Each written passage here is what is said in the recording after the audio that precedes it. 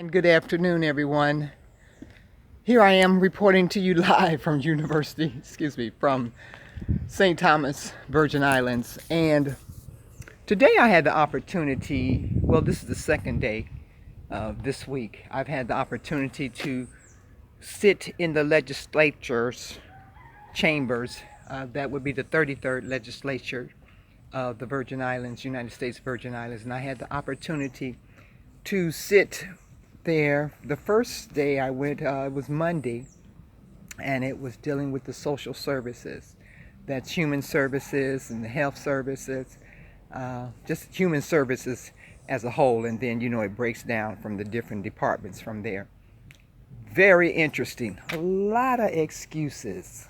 I heard a lot of excuses as to why things aren't being finished or completed. And as many of the senators said on the committee, those are excuses that they heard. Well, one of the senators that's been there for a long time, he said he's been hearing the same reason why certain projects aren't finished or it hasn't been completed. There's always an excuse, and I guess that's been going on for years. Also, we commend those that's been actually working, but I feel that people are just working for paychecks. This department has 88 positions available, and the website is down. How about that? 88 positions available and the website is down. Not good at all. It's a lot of work to do. They've lost a lot of workers, of course. The pay, you've got to pay competitive rates. People are not working for $27,000 a year, $24,000, $27,000, $28,000 a year. You got yourself a degree, a master's at that. I heard of third world paychecks in third world countries, but not here. Not here. No. So as we listen to social services, human services go on and on and on and on. And then today, I went to hear the outstanding, what was it about the agriculture department. Well, I didn't go the other day, yesterday, because it was on finance. Not because, but yeah, because I was busy with something else. But today they dealt with the agriculture department. It's what I hear. Now the nominated commissioner, I heard him speak, give testimony, and give witness and other things concerning the hearing. Very articulate, well-spoken. I hear the passion in his voice for that. The We Grow Inc. Eldridge Thomas, hear the passion in his voice and the fight that he has. But there were so many things that were brought up that was just, I've heard them before, like forever. The farmers are lazy. Yes, they are. If they're not lazy, then they don't have a passion for what their job, for their position. Because what are they producing? Okay, I'm not gonna go there. Yeah, I'm going there. I'm here, and you pay $1 for your license, your farmer's license. You pay $20 an acre. Where in the world are you paying $1 for a license and $20 an acre for farmland? $20 an acre. And there are some farmers that are delinquent to that. How in the heck are you delinquent to $20? Now, it's the lieutenant governor that was in place probably about 5-6 years ago, Lieutenant Francis. I remember him saying at the Ag Fest that you need to, these farmers, y'all going to have to get it together because you're not producing. You're living on the land that you're getting for $20 an acre, and you're not producing. Why are we getting vegetables and products, produce from other countries, other places? Every tree that you think would grow on the earth is up in here. Yes, this place has no excuse for not being having spice farms. I might become a farmer. You know what I'm saying? Do me some studying and do this thing. And weed is getting ready to turn legal. That's a whole nother, oh Jesus, that's a whole nother game. Yes. But anyway, I was somewhat disappointed, but I'm still uh, encouraged by the new nominated commissioner that's coming in for agriculture. I'm encouraged for that. I'm encouraged for the ag department that there's going to be bigger and brighter things. Uh, I didn't know that we had a bee industry here, a bee industry, and they're talking about putting the horse racing with agriculture, which that's good. The fishery, I mean, this place is full of exorbitant amount of revenue.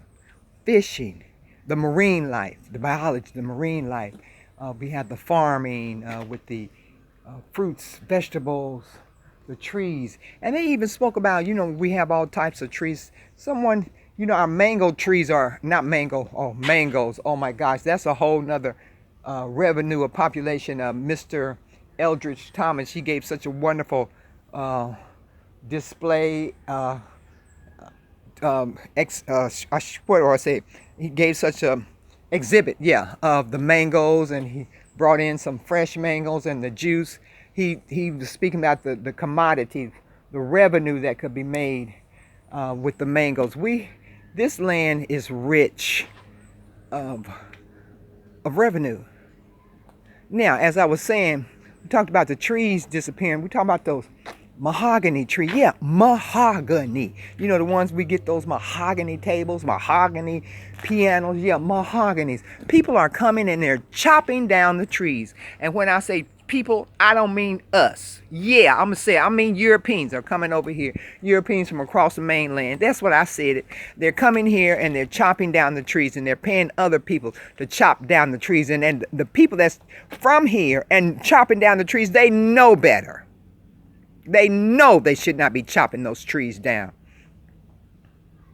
So our mahogany trees are slowly going away because we have thieves cutting our trees. Well, it's going to get ready to come to a stop. I am so convinced that we have such a wonderful nominated commissioner coming in. He's also responsible in getting the marijuana bill passed, and we need help in our government departments. We do. And I'm looking forward to seeing what's going to happen. And my concern as well is about the young people. If our farms are dying, are we getting our young people ready, like the next generation for farmers, all this land? And we need to find a way to get these young people involved and excited about becoming farmers. And if the Black Farmers of America need to come here, or they need to have a farmers convention, or take the children away so they can see other farming, there needs to be something to make that happen. And a lot of people have what needs to be done, but we need to find the solution to what needs to be done. And I hope that I'll be able to give some type of assistance. You hear the roosters? I hope I may be able to give some type of assistance while I'm here, while I'm here in St. Thomas, Virgin Islands. And I'm telling you, sitting in the legislature for the first time was an experience.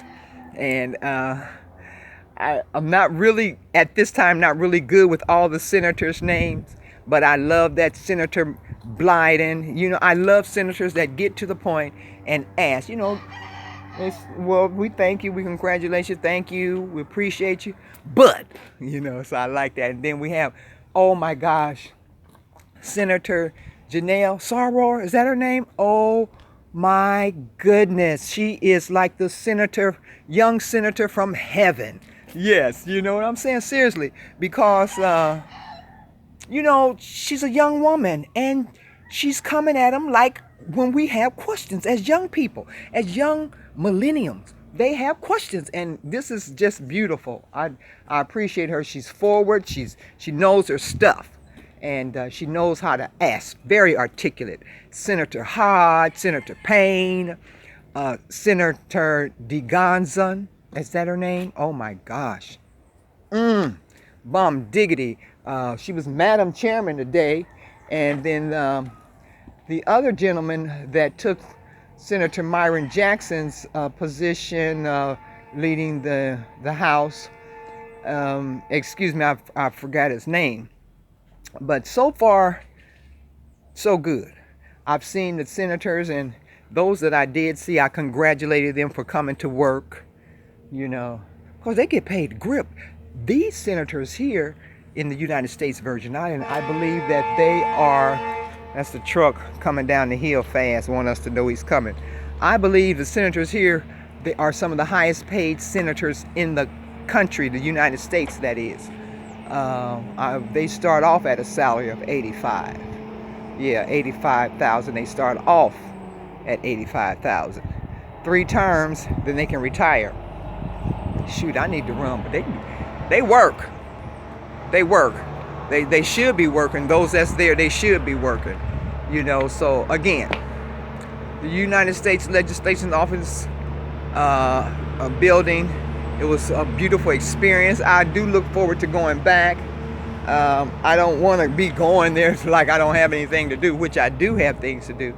But I go there because I wanted that experience, and I wish that there was a civic class, if they had civic classes in the high schools, junior high schools, that the students could come and see what happens in a room full of senators and people that are giving testimonies.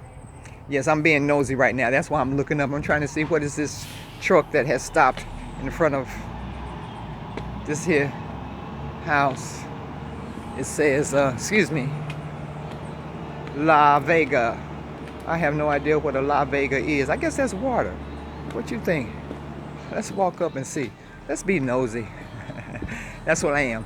So, again, and if you are in any city and you can have the opportunity to go in and spend time, excuse me guys, and spend time with the legislator, I highly suggest that you do take that opportunity to do that.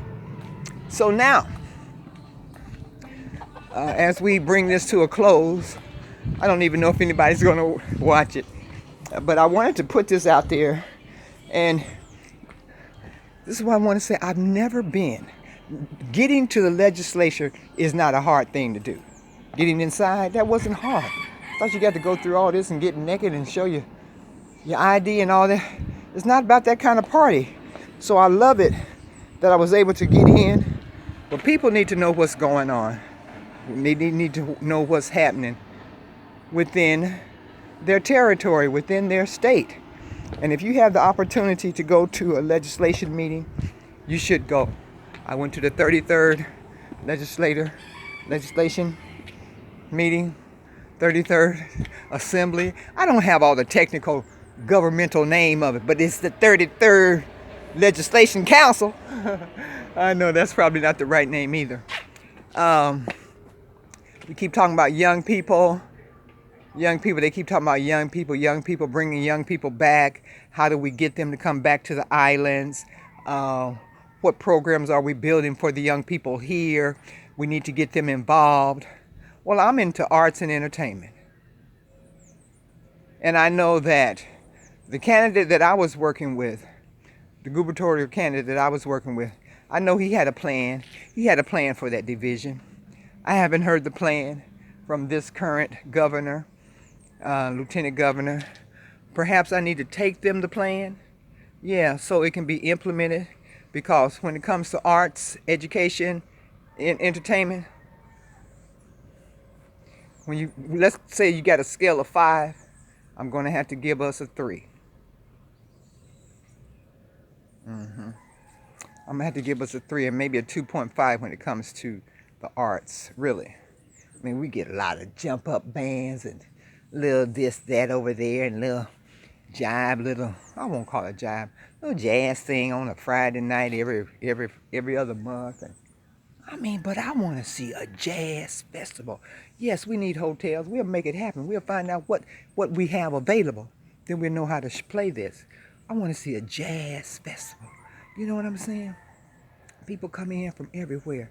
You know, they got the little water island thing where they got the white folks doing their little classical music. I don't know who came out for that, but that's a white folks event. They tickle me when they come here.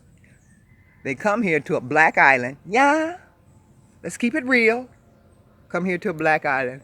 And I ain't mad at them. And they want to do white things like be inclusive. They don't want us to be involved, or they get their own little circles. And then they talk about the black folks here. They stupid and blah, blah, blah, blah, blah. Well, you can eat off of that, all that negative juice, or you can just move forward and say, psh, they're visitors. They're here on this island. They came from the mainland or wherever they came from, and they knew that it was all black. Huh. Yeah, that's a whole nother story, y'all. That's a wicked story. Yeah. Oh, no, there are no white senators. No. Yeah. No, almost look white senators either. No. Yes, that's the way it is. Such is life. Hey, it's like that in other parts of the world. The majority rules. Okay. But it bothers me though when folks come from other places and try to put us down. But that's okay. My concern is we take what we have here and utilize it and build it up and cause this island, C-A-U-S-E, cause this island to become a resourceful place where we would provide food and provisions and hemp and other things globally. You know, that's just some of the things, you know. So I just wish the best for the Virgin Islands, and I look forward to my next legislative meeting when I go to attend. But I want to get with that senator. Well, he was a senator, now he's commissioner. That's of agriculture. Yeah. And I advise anybody that's interested in the medical marijuana business eventually become recreational. St. Thomas, Virgin Islands, slow, just now catching on, and so it just now caught up. We still have a long way to go, but if you are a business person and you have interest in getting involved in that, I would suggest that you start yourself a business down here. I'm talking to the people of Caribbean African descent, you know, because other people you are welcome to, but you have so many opportunities already because of the color of your skin. I want to keep it right. I know you may say something, but I don't care, but it's real. So look, if you want to get into the medical marijuana business, you might be a farmer. Remember, it's $1 an acre. I mean, $20 an acre. $1 for the business license. Do your homework. Do your homework. I may be missing some steps out, but that's the basic of that. If you considering that and you have a love for marijuana and you find that you would like to share that love and that knowledge, sharing with people, making people feel better and healthy, and you can be saving lives. You know what I'm saying? Consider going into that business. It's happening right now in St. Thomas, in the United States Virgin Islands, you guys. St. Croix, St. John, St. Thomas. Okay, I love you all. I hope to see you all maybe at another legislative meeting, but if not, I'll see you soon. God bless you. Peace out. One love.